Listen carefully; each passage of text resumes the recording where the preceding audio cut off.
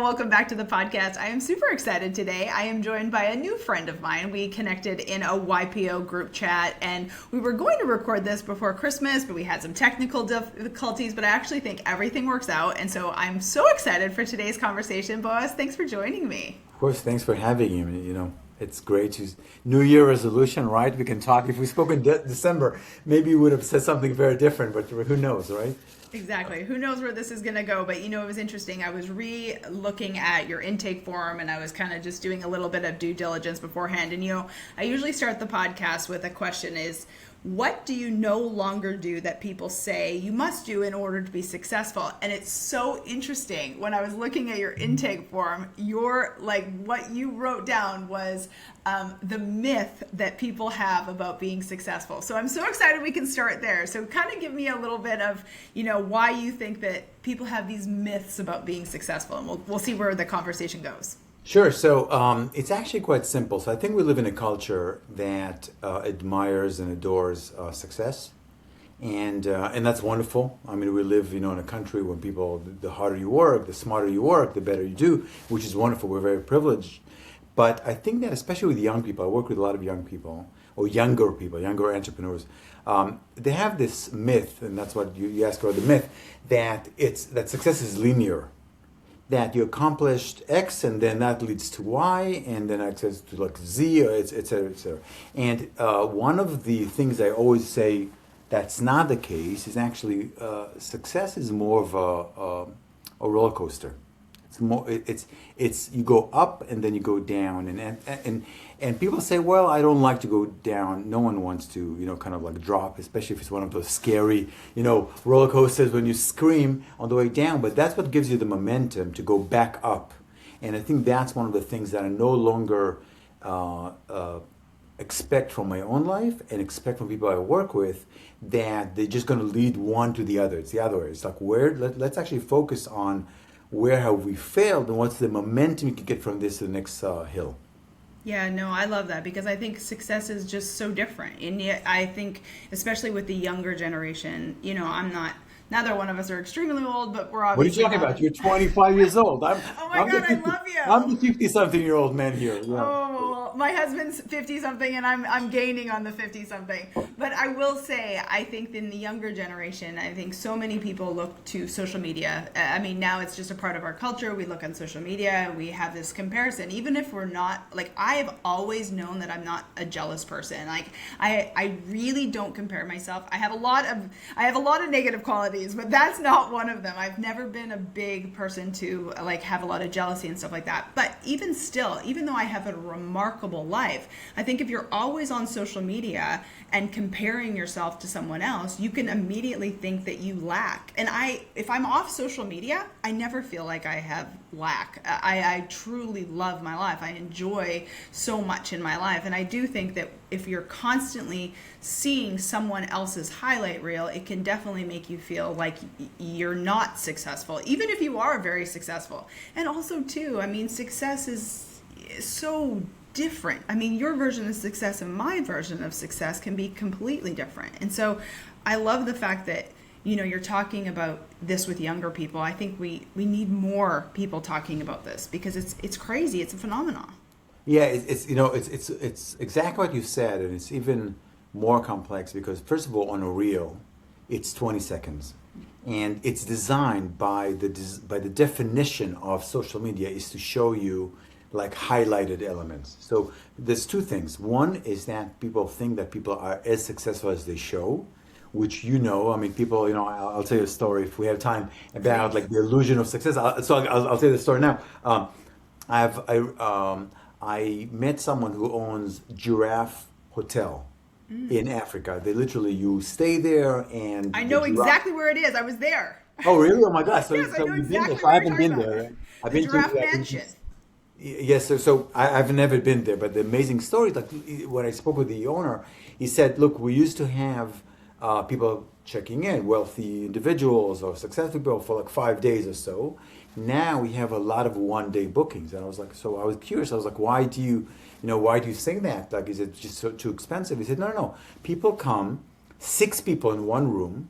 They bring 4 bags of clothes, 4 suitcases of clothes, and they change, and all they do is they do pictures with different clothes next to the giraffes in their room, the whole thing, and then they disappear because they can't afford staying there for a long time, but they want to keep on posting as if they stay there for a week or 10 days, and every day they wore something different. And that for me is social media, like right there. So people are so busy showing success, or whatever the illusion of success, and then also the audience who's watching it says, oh, that's what I need to look like, or that's what I need to do to be successful. For me to drive, a Ferrari, I gotta buy crypto and do all those like day trading. Again, there's some people who are successful, but most of those people actually make money from posting versus actually making money from the crypto. So that's the illusion that I'm kind of focusing.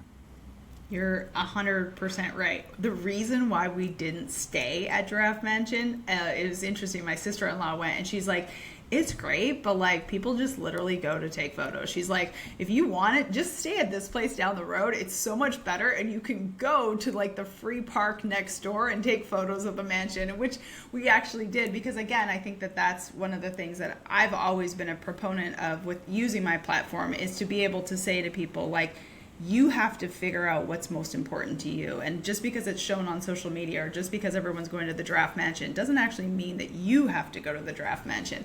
To kind of full circle that, what is your definition of success? I'm pausing because I don't have a good answer. So I'm kind of thinking, my definition of success is you do what you're good at or what you're willing to become good at because something maybe you weren't born with. And there's tangible indication of accomplishment. And what I mean tangible, it's not just your subjective experience, but actually if I look in reality, if I had a movie about you, actually will see element of success. So I could care less what's the element of success for you is, because like you said earlier, your definition of success might be very different than mine, but are there actually real tangible things that indicates you're successful? So if, like, for example, successful is in your relationship, if you've been with the same person, again, if that's what you want to be, maybe success for you is dating 1,000 people, that's fine also, but I'm just giving an example. If for you success is that you have this healthy, loving, awesome relationship, then I want to look at you and your significant other and say, oh, look, it actually looks like that. That's for me a success. I love that. That's so good. So let's kind of talk a little bit about your journey. So you started out in New York. Were you born in the States? No, I'm from Israel. I came here when I was 21. I came like a true immigrant story, like a suitcase and $500. Yeah, that's how. Shut up! You really did? Yeah, pretty much. That's so cool. Yeah, oh my gosh! So how did you get here? Well, so actually, I grew up in Israel, and my background was sorry, there's. No worries. We'll edit it out. We'll edit exactly. I shut down my phone, but I get calls on my computer. So I came to New York and I went to school, and all my childhood and my kind of teens life, I was an actor. So I came to New York to be an actor, and that's what I was pursued till my late 20s. So I came with a big dream. I got into school and I, packed my bag and came here, and it's been now 33 years that I've been in New York. So in many ways, or I would say most way, I feel more of a New Yorker than anything else. Okay, cool. So you came to the States to study acting, and Yes. you wanted to be an actor. So how did you transition from that into? Well, obviously you have a different career now than you Yes. did, but so you were in real estate for a really long time. How did that actual transition happen? Yeah, it's actually was a coincidence, like many things in life, right? So I was an actor, and like any successful actor in the world, I was waiting tables, in between shows. I was doing off Broadway, and I was doing this, but I was waiting tables. And my wife, my girlfriend, then now my wife, we got curious about financial stability. So we started to read books like Rich Dad Poor Dad, or like all those books that are like fundamental. And I had I studied philosophy in college. It wasn't like business was definitely not. I don't come from. My parents did not run businesses. It's not like something I grew up with. And I said, wow, I love the idea of real estate. I know nothing about it, but maybe between shows, I don't have to wait tables. I can have some kind of a passive income or some kind of an employment that is more flexible, so I can pursue my acting. So I started I started real estate for the sake of serving my acting career. And then after a few months, I was like, you know what, I really enjoy real estate. I don't really enjoy acting anymore. And I said, if I miss it, I'll go back. It's not like I made it. And then there was a moment where I was like, you know what, I never looked back. I never missed it. I mean, my wife is still very involved in that world. She's a Broadway producer. She's in the business part of the, so she's a successful Broadway producer. But for me personally, I never looked back and kind of like fell in love with real estate. And for 20 years, I was a real estate developer. That's amazing. I think something that you said there that everyone can kind of take from is the fact that you knew you could go back. And I think sometimes we as human beings, like our brain is so fixated on, well, if I make this decision, well, then I can't do this. And I think sometimes we have to go and chase something. And no one was going to take away those 20 something years that you had of experience in with acting. And I think that's just really good that you said that, because I hope someone can take that away, because I know that we all have these points in time where it's like, you feel like it's such a finale, or you feel like it's just like the world is going to come to an end if you make a different decision. I know myself personally, one of the things that I struggled with is making that big transition between, playing professional golf and to the career that I have today. I mean, to me, it was like I lost my whole identity in it. So for me, it was a huge pivotal moment in my life to make that change and that shift, because I felt like I was, walking away from something that everyone told me was going to be so amazing, but it ended up being that this is the most amazing part of my life, which is fun. So your real estate career, tell us a little bit.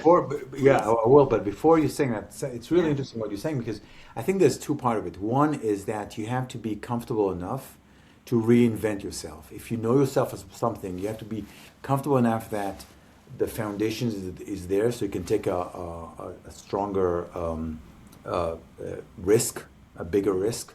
But the other thing is, like, when I listen to you, I said, look, the discipline you brought from golf served you in other places. So again, it's one of the illusions is like, it's completely compartmentalized. It's like, I'm good with golf and therefore I'm not going to be good with business or whatever the next thing you're going to do. And actually it's the opposite. It's like people who are very successful is because they succeeded moving one talent or a muscle they developed to another place. One of the things I love working with the athletes or ex-athletes, because the level of discipline they bring to the table is extraordinary. It doesn't matter what they do, if it's cooking, business, or back to what the sport they came from. And I think that's something that people kind of disregard. Oh, I have to redo my thing. So no, you bring all that knowledge and past experiences to the next venture. Gosh, I completely 100% agree with you. At the time, I had no idea that was the truth. At the time, I felt like, you said you were confident enough to move into the next thing. I actually feel like that's true, but I also believe that it's also true that some people get to a point where they're like, I look at it as like that rock bottom. For me, I was at the rock bottom moment where it wasn't an option for me to do something else. It was like, it's either this or not good. All of the other alternatives were not good. And I think people do kind of make those decisions based upon those two places. One, with the confidence to move forward to do something different, or two, they're kind of between that rock and a hard place where it's like, fuck it. I have to do this other thing because like there's no other option. And unfortunately, that's where I was. It turned out to be the greatest thing. And the second thing that you said is 150%. At the time, I had no idea that my 10, 12 years hosting corporate and charity golf events, playing with the most successful people in the world, was going to transition so well into now working on the mindset and the performance of the most successful people in the world. At the time, I didn't realize it, but so many skills that I had, whether it be the business or the mindset of golf, have transitioned to this so perfectly. And I think it's so nice to hear that from other people, myself, you, whomever, is because I think we forget it or we don't realize it in the moment. But absolutely 100%, I couldn't be the person I am today in my business without that. Yeah, there's another trap there, is that people define themselves as their profession. Correct. So if you're an attorney, like I'm going to open a restaurant now, like you know yourself as an attorney. And the reason you know yourself as an attorney, because you've been doing it for 10 years or 15 years or 20 years, right? So like the question I always ask is like, who are you? Like you're not you're not the professions you pursue. Like you have mastered it, because anything you do, like the kind of like the 10,000 hour rule, right? Everything you do for 10,000 hours or more will definitely bring you mastery. But that's not who you are. So, but you only know yourself as a golfer. That's how you knew yourself. Suddenly, like you're like, oh my gosh, I'm not that.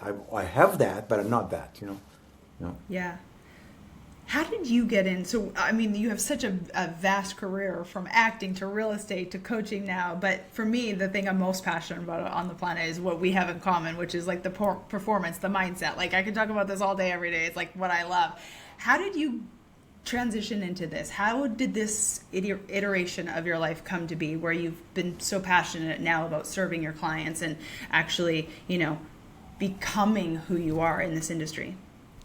So I think there's a few kind of milestones that I would point to. One is coming from acting, the relationship to know is very empowering, I would say, almost, because you go to auditions and you used to hear no because you have an accent, you're too tall, you're too fat, you're too thin, you're too this, and after a while, it's not a personal. You realize it's not about you. It's like either you're fit to the job or not. And by the way, it's the same with job interviews.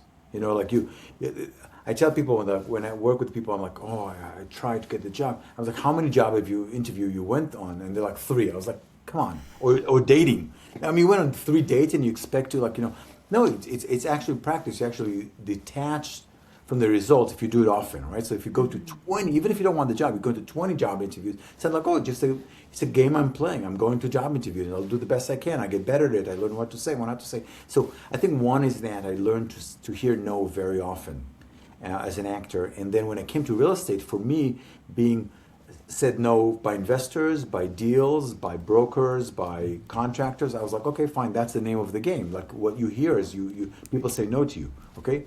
And so that's part of it. So I was curious about it. And then I'll tell you, I loved real estate for many, many years. And but I found at the same time quite selfish. And I would say self-serving, not selfish. Self-serving, like you made a lot of money and you're successful and blah, blah, blah, and this and that, your ego get boosted or, the whole thing, But it wasn't enough for me. So for a long time, I was looking for another opportunity, venture to make a difference, to impact other people. So that's why I taught at NYU grad school as a guest professor. I wrote a book about real estate and entrepreneurship. That led me to leading seminars around the country to people who wanted to be real estate developers or entrepreneurs, and that kind of charged my battery. So when I left real estate, and I can explain why, but when I left real estate, I was like, wow, I really want to pursue something I'm 100% giving myself to others and not just doing it as a kind of a hobby on the side. And that's why I developed Zenith, which is my platform. Yeah, it's really interesting. I work with a lot of very successful people, and I feel like a lot of successful people kind of get to this place that they realize they are their bottleneck. Like they are kind of the reason why they're not getting to that next level. And sometimes it's, overwhelm and stress and, so much of life. But then I think sometimes it becomes the fact that they have kind of gotten to this place that it is so much bigger than the actual thing that they're doing. And in a position like where you were at, where you knew that, like, yes, real estate made you successful and gave you that ego boost, which so many of us, I don't think that that's a bad thing all the time. I think it's great. I think it powers us to do great things. But I also think too, like, there's so much more. And I think people get to this place, a lot of successful people get to this place that they thought it was supposed to be, like you said, like this magical thing at the end of the road, success, like, oh, you have the money, you have the title, you have all the things, and quote, I'm supposed to be happy. And I think, unfortunately, a lot of successful people get to this place, and unfortunately, it's not all of those things. And sometimes they have to pivot and change and find clarity on what that next iteration of themselves are. So it's kind of amazing that you actually were able to do that. I think a lot of people have to put in a lot of work to get to that place. Yeah. And also, look, people say, "Oh, it's not fair. You're rich and successful, therefore you can say I now can do other things." Yes, you're right. I'm not. I believe that if money or lifestyle is important to you, go for it. There's no judgment there, and find what's really fulfilled you. And it might be work. Like, I know business owners who are so in love with their business and solving problems in the business and dealing with employees. and dealing with their customers, fine, no problem. For me personally, again, that's what I'm saying. There's no judgment here. For me personally, it wasn't enough. Yeah, no, I totally agree with you. I think that, you have to figure out what calls you, what speaks to you, what gets you up, sometimes that is, the jet, the boat, whatever it is, but sometimes it can be so much more in the business. I just think we all have to, like, that to me is the true success, like doing the thing that literally lights your ass on fire. And it is fun when you make a lot of money, and it is fun when you have And it the might be, accolades.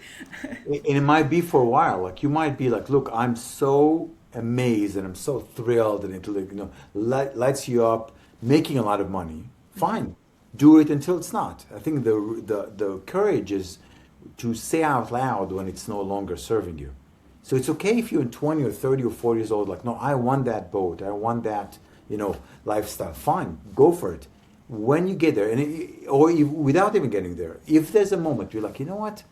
Yes, but I'm not sure that's anymore. Have the courage to say it out loud.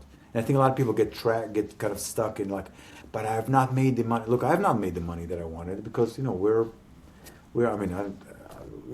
in New York, we're all like, it's never enough. You just one, not like I am, but I'm just saying, you just one more billionaire in New York. It's not like, so it's never enough. But ask yourself, is it enough for me?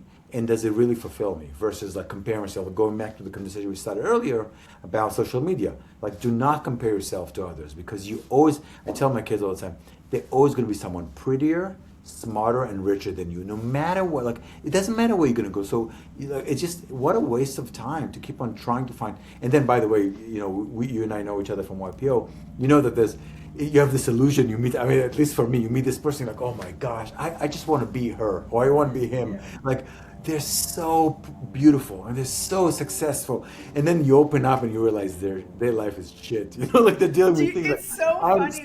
I'm so happy. Like they don't talk with their kid, or like they don't talk with their brother, or they had a terrible sickness in their family. They lost the most, or it's just an illusion, Well, that's what I do. Like, if we really boil it down, I can say this to you because some people don't really know what forum is, but really what I do is I'm like a one-on-one forum facilitator. I just work only with people one-on-one.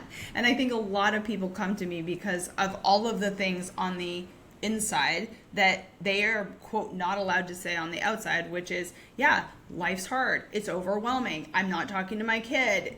I don't want this $1 billion business, or I am the bottleneck in this $1 billion business, or whatever it is. And I think that that's ultimately why a lot of people end up working with me, is we can figure out how to like move forward with that, or to make different decisions and all the things. But like you said, it's not always like, people just think it's always so great. Like, I literally have in my golf, I don't work with billionaires in my business, but I worked with billionaires when I was playing professional golf. I had like 3 billionaire clients, and I will tell you, like, everyone always thinks that it's like either the money or the looks or whatever, and you're absolutely 100% correct. That isn't it. You have to figure out what it is for you, and you have to make this podcast is called Decide It's Your Turn, and you said, you have to make that decision. It truly is about making a decision, and it's getting to the point that you truly understand you have the power to decide it's your turn. That's like the intro to this podcast. You have the power to decide it's your turn.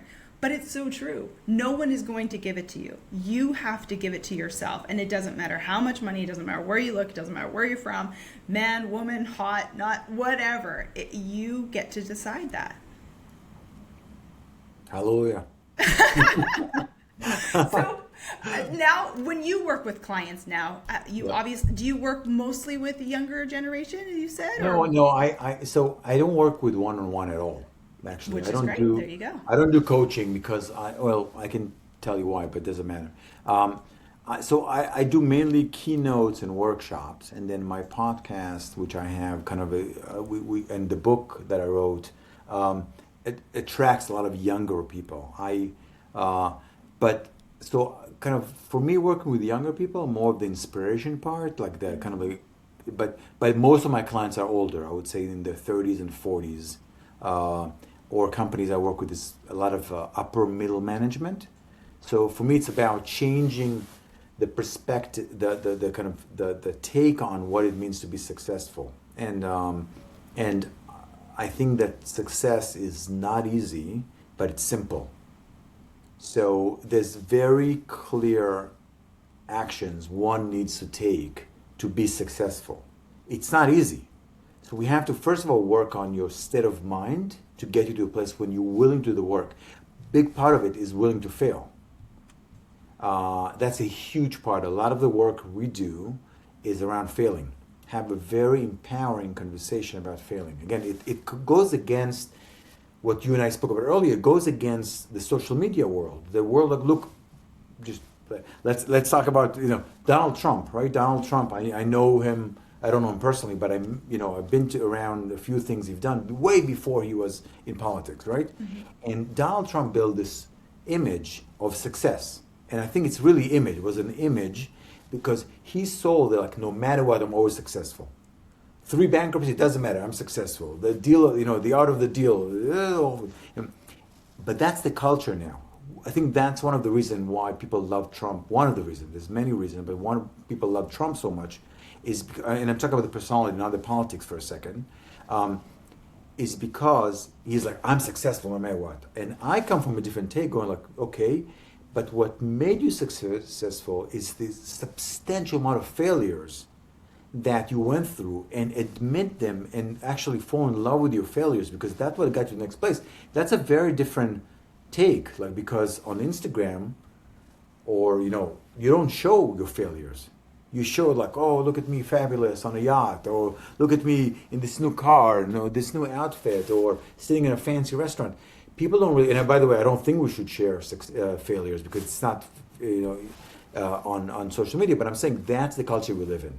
Do you think it could be both? Because I completely agree with you in some regards, but my take on it is a little bit of both. I do think we have to show failure, and I do think that unwavering, unwavering confidence, and whether it's ludicrousy or confidence or whatever that Trump has, with his willingness to take action and fail, and no matter what happens, keep going. I think that, to me, is one of the most perfect places to be. I agree with you 100%. Like, so when I say failure, that doesn't mean like you become now the kind of the ambassador of failing. No. Yeah. You understand it's part of the process. It's kind of like, look, it's developing a drug, right? So if you work for a pharmaceutical company, it will be, you should be hospitalized. If you think that you'll try once in a lab and that's it, you found the cure to cancer, that's it. No. A scientist, by its nature, by its design, says, no, we'll try it and we fail, and we'll try it again, and then we'll run it for a trial for a few years, and we're going to fix this formula. And if you say to someone, oh, you cannot fail in the lab, they're like, you're insane. Mm-hmm. Like, the design of the process is failing and then succeeding, and then failing and succeeding, and then taking the success and build on that one, and then go to the next level. And then, so absolutely, you should be completely celebrating and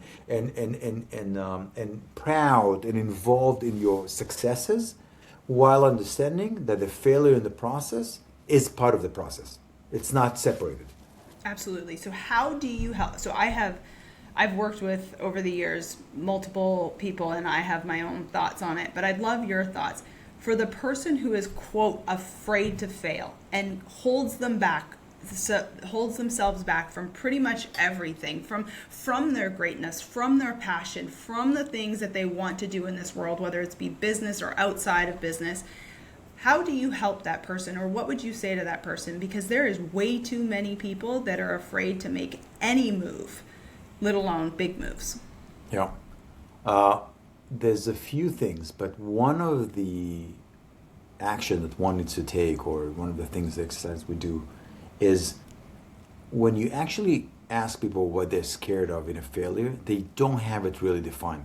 Mm-hmm. It's more of a general feeling about it. Like, so we go there. Let's just say you failed. Let's just describe, okay, so Christina, tomorrow morning you have lost everything in that area. Generally, people don't lose everything in everywhere. So that's one first illusion. Oh my gosh, my life will end. Really? I mean, that's all dramatic. Let's actually look at it. Is really your life? Well, not really. My kids are still wonderful. I love them, but my business. Okay, so let's go down there. Let's describe a life where you have failed miserably, like beyond. And they say, well, I close my restaurant and I never open it. I said, no, let's go. Let's make it nastier. Like, what's going to happen? Well, no one's going to work with me and no vendor's going to give me any product. Okay, let's go nastier. Like, I get them to really look that the worst of the worst of the worst is actually not that bad. Agree. And I think it's the illusion, like humans have two kind of fears. As we wired, if you look at biologically, we wired, our brain doesn't distinguish between real fear and illusion fear. What do I mean by that? When you walk on the street, you're walking in a dark alley at night, and someone comes with a gun or with a knife, it's fundamental fear. It's a real true fear because you're feared for your life and your adrenaline goes up and your blood pressure and all things and you sweat. Your body's ready to deal with something that is a true threat on your life, right? When you fail in business, body-wise, it's the same experience. High adrenaline, high blood pressure, sweating, anxiety, all that stuff, right? But it's not real. Our brain is not developed enough to distinguish the two. Go, like, hold on, is that an illusion kind of fear or that's a real fear? For a sensational perspective, it's the same experience. So one of the things we do is we really help them distinguish, is it a true, like, oh my gosh, I'm going to die? Or is it actually the fear that you'll kind of like your little conversation you have with yourself is running, go like, oh my gosh, what if I fail? So that's one of the things we do. It's brilliant because it's so true. I mean, so many of us take it to the most extreme thing ever. When you really figure it out, like, I think I've said it on this podcast before, but I think some of my clients who I've worked with or just people that I know in general, it's so much easier to go, like, let's just say in business, it's so much easier to go from like 0 to $1 million than it is to like 1 million to 10 million because almost like 0 to $1 million, you have like nothing to lose, right? Like, yes. It's like whatever. But then the people who get to like that 10 million that want to take it to that 100 million spot, it's almost like they know that they're almost like comfortable. It's not, because when you're at 0, when you're at nothing, I mean, it's like, okay, let's try it. What am I going to do when go back to? But I think the way that you explained it, to really break it down. And I encourage anyone who's listening, who's perhaps afraid to take a step for whether it be personal or business, to actually walk yourself through that exercise, because it does work. I mean, you have to do it from a rational mind, though. You have to do it from a calm mind. You have to have someone almost help you through it, because I think we as humans will tell ourselves all of the reasons why. Well, that wouldn't work for me, or this is what's possible for me. And I think people do that far too often. If I can add something, if you don't mind, please, I want to tell you a story. No, I want to. I ran a big company and I took it public. I ran a public company for 7 years, and then it completely blew up in my face. I lost everything I had. It was the worst time of my life, like just terrible, right? And I had to clear my mind. I decided, like I didn't know what to do. I was talking to my wife. She's like, why don't you do something that really challenges you, like something you always wanted to do? So I took my bicycle and I cycled from New York City, where I live, to the Florida Keys by myself. So, and I'm not telling the story to get credit, but here's the fundamental thing. I remember, like, I literally like cycling in some town in like South Carolina, like on the way down to Florida, right? And I realized, it was like a physical experience. Like, no one gives a shit about me.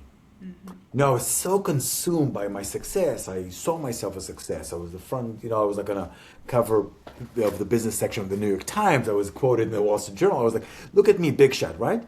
And then I realized, everything collapsed around me, and I thought it's the end of the world. And I realized no one gives a shit. And why am I telling this story? Is because one of the things people are scared of when it comes to failing is like, oh, if this happened, then no one cares about you. Like, that's the good news. Like, even if something terrible happens, people are like, oh, I feel so bad for you. I'm so sorry it happened. But then move on. You're not that important to anyone, pretty much. Maybe to your very, very close family, So that gives you the freedom to take more risks because no one cares. Really, no one cares. That is so good and so unbelievably true. I've actually told my husband this, and my husband runs quite a big real estate company. And it's so interesting. It's like, there's probably, as sad as this is, there's probably like maybe 10 or less people in our lives that, like, if we died tomorrow, like, they would be very, very, very distraught and sad. But besides that, like, I told him, like, you're not that important. The company, no one is. No one. That's what I mean. No like, one is. Even if you're the biggest person in the world, there'll be a boulevard on your name like 100 years from now, and you're like in the ground anywhere. Worms are having fun with. No one cares. Like it's amazing. I tell people in my workshop. I said, look, when you die, they're gonna cry and go get lunch. Even those 10 people that you talked about, they're so, yes, they will really cry at your funeral. They will cry. They're like, oh my gosh, Christina, she was amazing. But then they're going to go get lunch, and after 3 months or 6 months or 6 years, they'll be like, oh, I had this amazing friend of mine or my relative or my sister or I loved her so much and she died too young. Fine, but they moved on with their life. So again, I'm telling you not to depress you, the opposite. I want you to encourage you to take risks because no one cares. The only person who really cares about your success and failures is you. I could not agree more. 100%, I could not agree more. I think it's absolutely 100% the truth. No one is actually that important. What you said earlier about your daughter on social media, it's so funny. Every year, we go to Vegas quite a bit. We go maybe 4 or 5 times a year. And I always go with one girlfriend. Like, we're coming up, we always go for Super Bowl. We go with this other couple. And every year, she is bound to send me a text message. What are you wearing to the party? What are you doing? I'm, whatever. My response to Vegas is always the same, and it's kind of like life. There is always, in Vegas, someone hotter than you, someone younger than you, someone richer than you. It doesn't matter how hot, how rich, and how young you are, you will always be outdone. And that's like a perfect analogy for life. Yeah. You act like it doesn't matter. You literally should not give one shit, let alone two, because someone will always outdo you. You have to feel good about you, and you have to take care of you, and you have to do what you want to do. Exactly. Yeah. Oh, I'm friggin' obsessed. It boggles my mind though, unfortunately. How do you think because one of the things that I always kind of grapple with or struggle with, one of the things I do think I'm getting better with is the fact that I have a lot more grace for people and I have a lot more empathy for people because I have been practicing this for, since I was when I had my quote rock bottom at 26, 27. So it's been, 15, 18 3 years. Yeah, a few years. Thank you so much. You're so sweet. But after I've been doing this for such a long period of time that I literally sometimes feel like I have the fucking secret. Why won't you pay attention? And I now understand that some people will never get it. Some people just don't want to get it. Some people, and most people get it in their own times, and some people never will. How do you kind of help people see that you, quote, have the secret? So I don't. It's a great question. One of the reasons I work with top performers is because I got tired of working with people who I need to convince. Oh, yeah. So I led seminars for thousands of people, and what I found after a while, after a few years, that I'm spending 80% of the time on the part of the room who is never going to do anything. Mm-hmm. And the only way to get them off the couch is by inspiration. And inspiration is a very short-lived element. I always say inspiration is like sugar. You get like, come on, let's do it, and then they sit down back on the couch. They don't so I was like, why am I wasting so much energy? So I said, I'm going to be more selective, and I'm going to work with people who are actually committed and hungrier than what I have to give them. So if I look, my program, one of them, the more intense one, it's almost like a CrossFit. You know how CrossFit, it's not for everyone? Mm-hmm. It's not like I do CrossFit, but I know two kind of people. People who have tried CrossFit is this is insane, that's not for me. Or people who become part of the cult called CrossFit, right? So I'm the same. I lose in the intense program about 20% of the clients. And I'm cool with it. Here's your money back, go for it. Because I'm not interested in working with someone to convince them to do the work. Now, look, we all go through periods where we hit a rock bottom, we hit a wall, like when you run a marathon. No, I'm there to support you. But as long as you're willing to keep on running, I understand you. So I'm always available. But if I need to convince you, too much work. It's not going to work out anyway. It's kind of look, these businesses are built on that.